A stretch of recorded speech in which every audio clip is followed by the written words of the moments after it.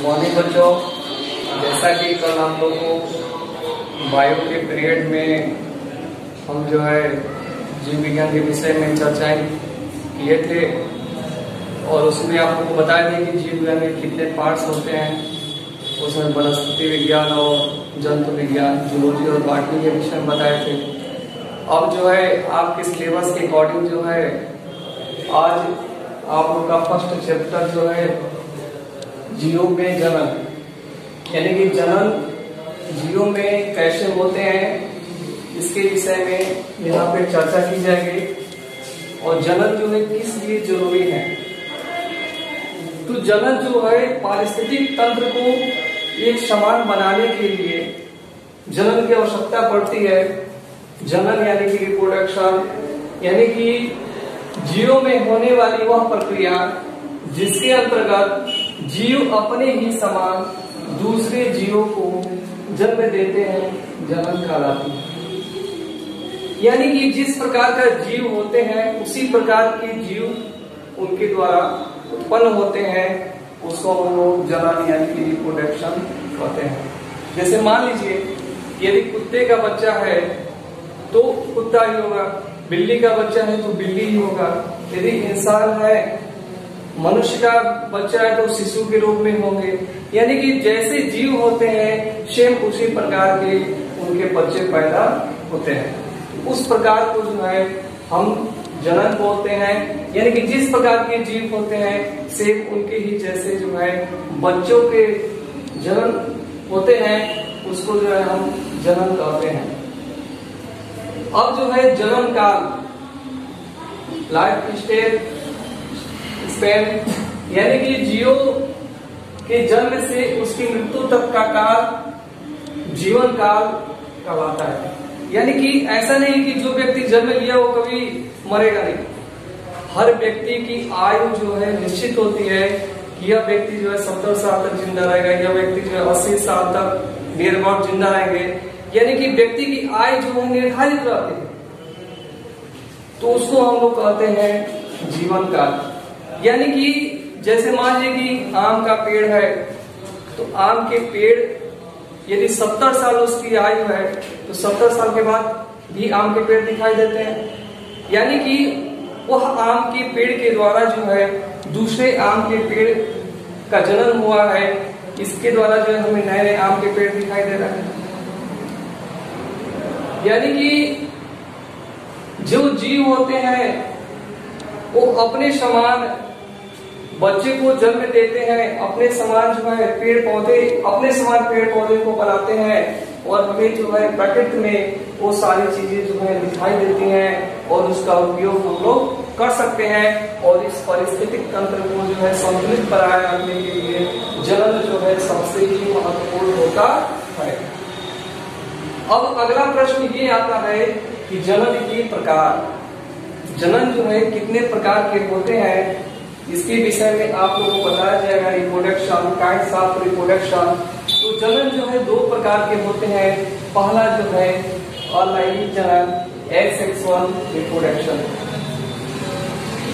इसके बाद से दूसरा जो जनन होता है वह जो है लैंगिक जनन होता है, यानी कि सेक्सुअल रिप्रोडक्शन। तो जनन के विषय में प्रश्न आएंगे कि जनन कितने प्रकार का होता है।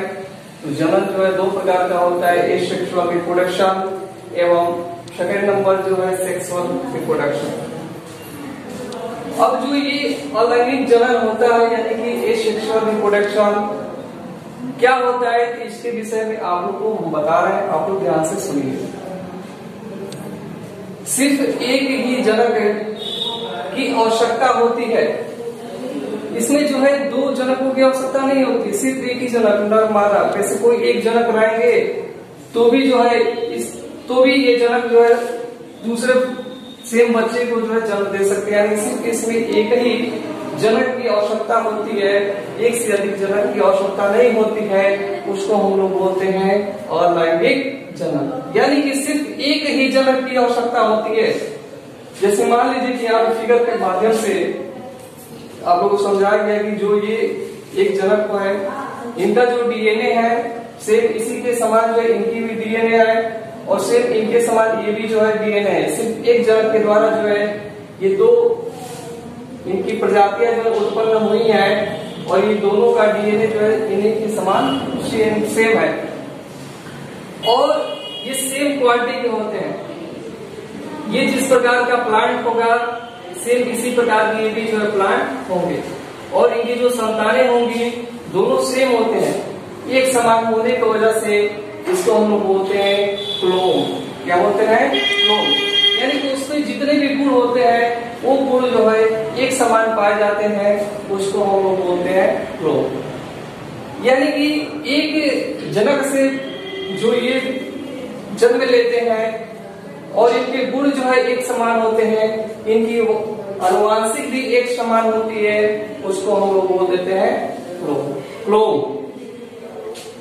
यानी कि आज अलग ही जनक हम बता ही दिए, सिर्फ एक ही जनक की आवश्यकता होती है और वो जो है एक समान जो है संतान विकसित करते हैं, जिसको हम लोग बोलते हैं उसको क्लोन। अब अगला जो है इसमें देखिए, इसमें क्या है कि जो लैंगिक जनन होता है इसमें पादप जो है, पादपों में लैंगिक जनन जो है सर्वाधिक होता है।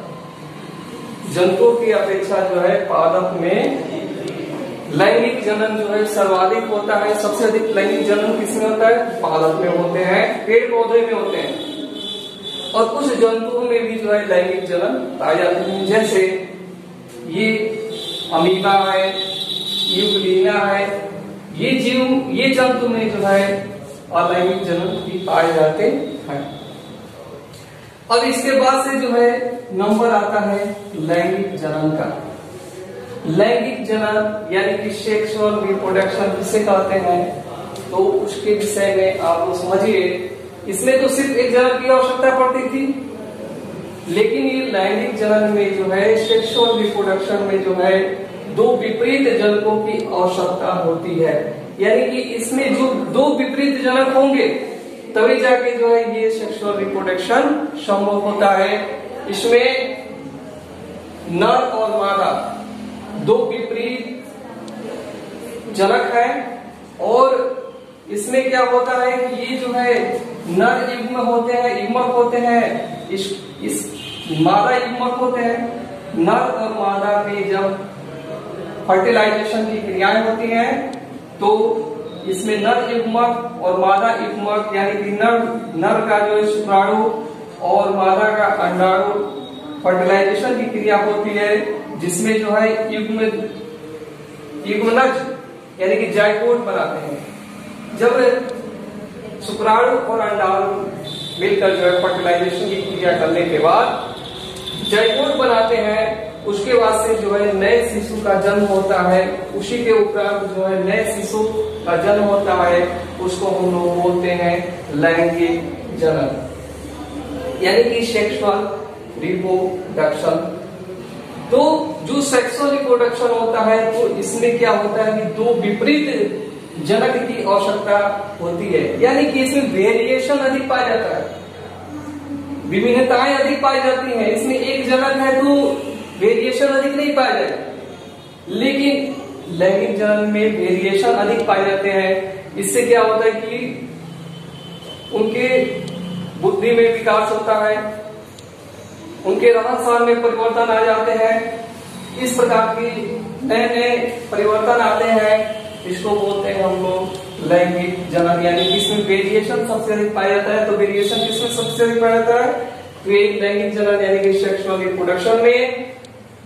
आज के इस क्लास में आप लोगों को हम जनन के विषय में बताएं कि जनन किसे कहते हैं। इसके बाद से जीवन काल के विषय में बताया है कि जीवन काल किसे कहते हैं, कि जन्म से और मृत्यु तक के समय को जो है जीवन काल कहा जाता है। इसके बाद से आप लोगों को बताया गया है कि लैंगिक अलैंगिक जनन यानी कि सेक्सुअल रिप्रोडक्शन एवं लैंगिक जनन यानी सेक्सुअल रिप्रोडक्शन किसे कहते हैं। तो अलैंगिक जनन में बताया है कि सिर्फ एक ही जनक की आवश्यकता पड़ती है और इसके द्वारा जो संतान होते हैं उनके गुण जो है समान पाए जाते हैं, उसको हम लोग बोलते हैं क्लोन। ये अनुवांशिक रूप से भी समान होते हैं और इसमें पादप जो होते हैं, पादप होते हैं, वो जो है लैंगिक जनन अधिक पाया जाता है उनके पादपों में और जो जंतु होते हैं अमीबा और इक्टीना, इसमें जो है लैंगिक जनन पाए जाते हैं, अलैंगिक जनन पाए जाते हैं। तो कल के टॉपिक में, अगले दिन के टॉपिक में जो है हम अलैंगिक जनन यानी कि एसेक्सुअल रिप्रोडक्शन के जो काइंड्स यानी कि जो प्रकार है इसके विषय में हम लोग पढ़ेंगे कि एक सेक्सुअल रिप्रोडक्शन कितने प्रकार के होते हैं, और इस प्रकार से हम लोग इस चैप्टर को धीरे धीरे जो है इस प्रकार से पढ़ते और पढ़ाते हुए जो है आगे बढ़ा जाएगा। और इसको आप लोग रिवाइज कीजिए, इसमें से प्रश्न जो है पेपर में बनते हैं कि जनन किसे कहते हैं और लैंगिक और अलैंगिक जनन के विषय में बताइए। तो पेपर में भी इस प्रकार के प्रश्न मिलते हैं क्वेश्चन पेपर में, जिसको आप लोग पढ़िए। आज के लिए इतना ही। कल नेक्स्ट वीडियो में जो है एसेक्सुअल रिप्रोडक्शन के विषय में काइंड्स यानी कि जो उसके प्रकार है उसके विषय में कल आप लोगों को बताया जाएगा। तब तक के लिए धन्यवाद।